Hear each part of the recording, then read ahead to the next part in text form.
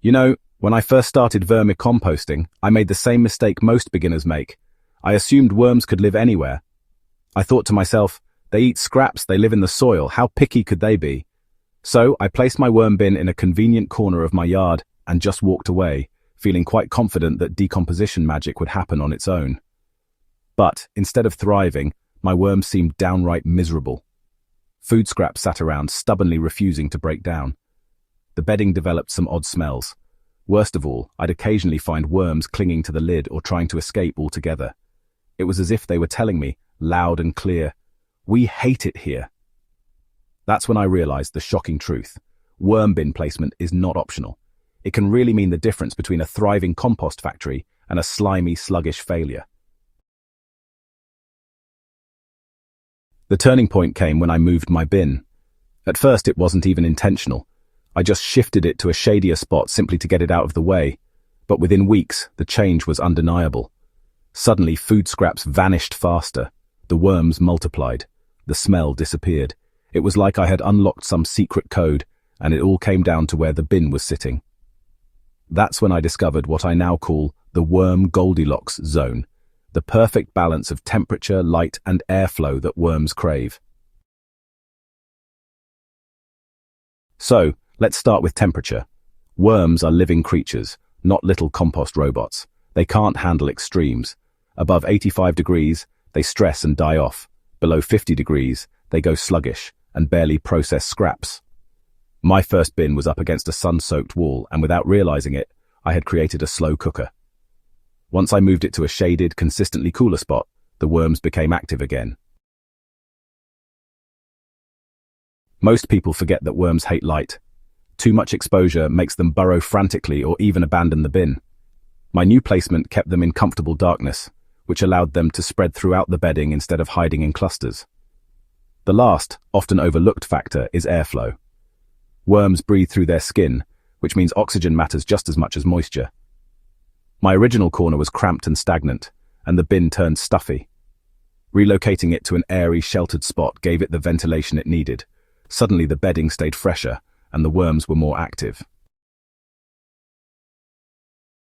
With those three elements aligned, the bin hit its Goldilocks zone, and honestly, everything changed.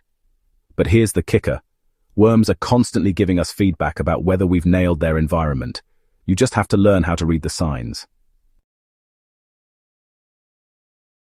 If decomposition is slow, if the bin smells sour, or if you find worms clumping in corners or trying to crawl out, it's not because they don't like your food scraps. They're telling you the environment isn't right. On the flip side, a thriving bin looks alive. Food scraps disappear quickly, bedding turns rich and dark, and worms move freely throughout the layers. In other words, your worms are talking to you. You just have to listen. And here's where the controversy comes in.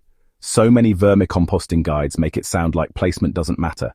They'll say, just keep it somewhere out of direct sun and it'll be fine. But honestly, that oversimplification is why so many beginners fail.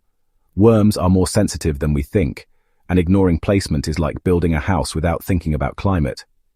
Sure, you'll have walls and a roof, but will it be livable? Not really.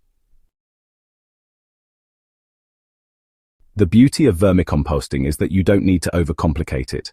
The most powerful improvement you can make doesn't require gadgets, special feed, or expensive setups. It's as simple as moving the bin.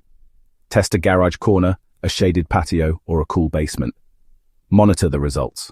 Watch how quickly the scraps break down, how the worms behave, and whether the bedding stays balanced. Each home environment is unique, which means your worm's Goldilocks zone may not be the same as mine. Looking back, the most surprising part of my journey was how small changes yielded massive results. By moving my bin just a few feet into a darker, cooler, more ventilated spot, I went from frustrated to fascinated. My worms taught me that success isn't about convenience for me. It's about comfort for them. And when I gave them that comfort, they rewarded me with rich, beautiful compost that my garden absolutely loved. So here's the lesson. Don't make the mistake I did. Placement is everything. Treat your worms like the sensitive, living ecosystem they are. Experiment, observe, and let their behavior guide you.